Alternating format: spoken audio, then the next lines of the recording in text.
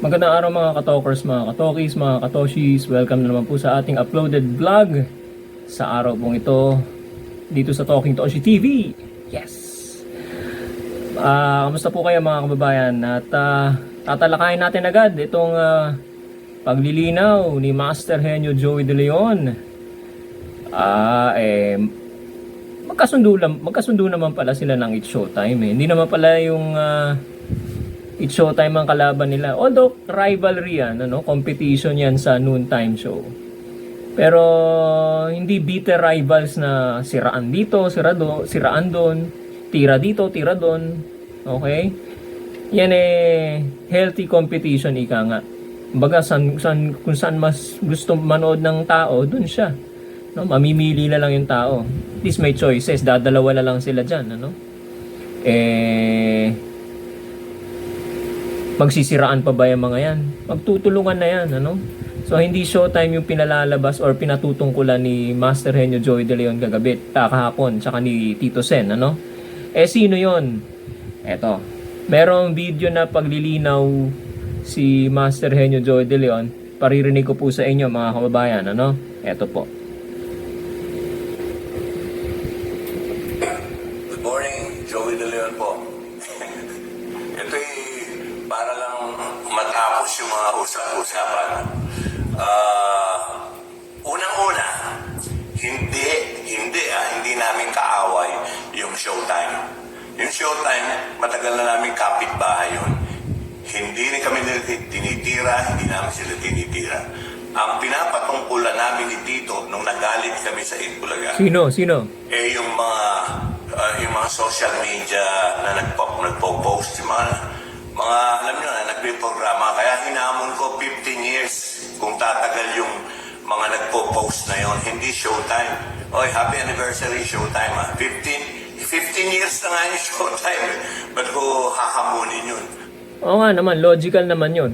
Hahamunin mo pa ba yung nakaabot na ng 15 years? Napaka-illogical mo naman pagka hinamon mo pa yung umabot na ng 15 years.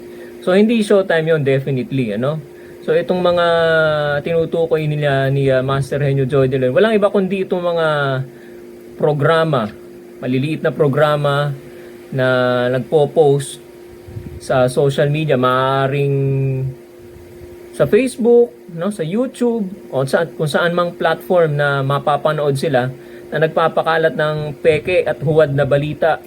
Okay? Yan ang mga tinutukoy ni Master Henyo Joey De Leon. Hindi kayo aabot, o pag umabot kayo ng 15 years, luluhod daw siya. Okay? Dapat paabutin niyo muna yung mga programa ninyo ng 15 years. Okay? Yan ang magpapakalat ng mga fake news at mga kasinungalingan sa social media. Yan ang tinutukoy ni Joey De Leon, Tuloy natin to. Mahal namin ang Showtime dahil kasabayan namin, dadalawa na lang kami. Huwag nyo kaming pagsabungin. Hindi po kami, magkakaibigan din kami. Ang pinapatungkulan namin ni Tito.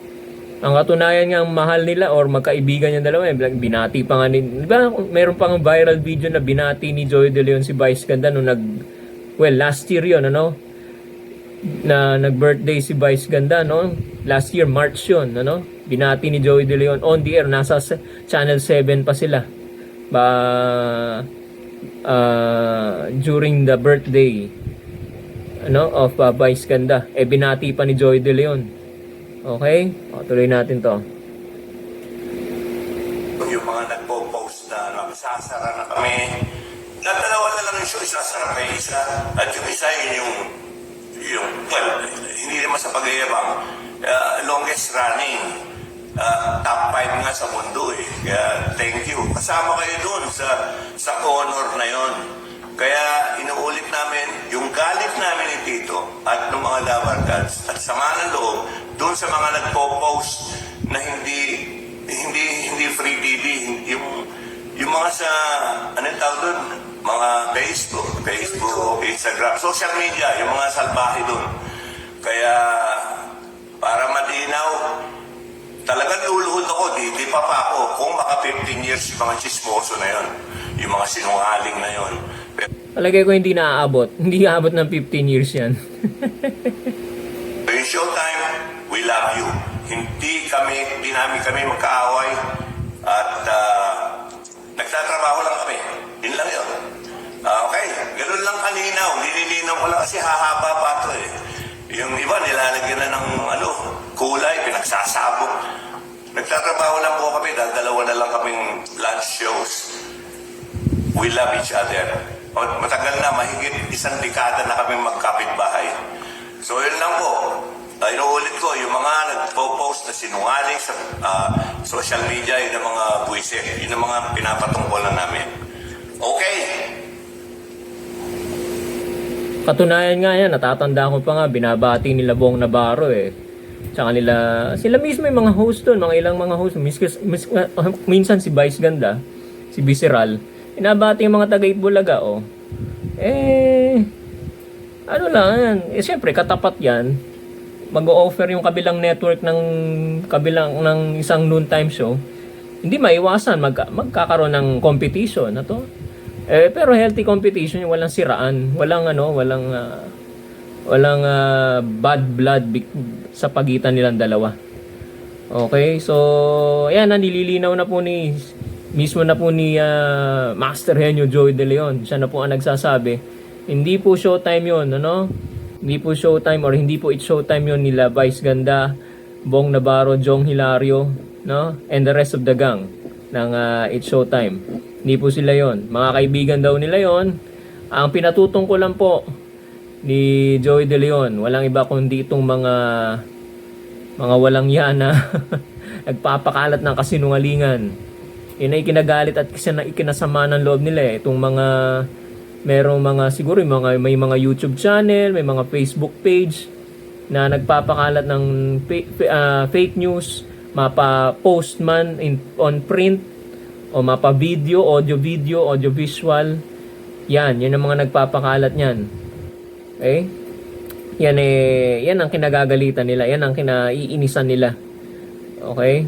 Yan ang sinasabi ni Joey De Leon na paabutin nyo muna yung mga platforms niyo ng 15 years. Okay? 15 years lang. Hindi 50 ha. 15 years daw. Okay? So ayan mga kababayan, ang ating maikling vlog. Maikling paglilinaw tungkol dito sa nailabas na statement nila Tito Sen at ni Joey De Leon kahapon.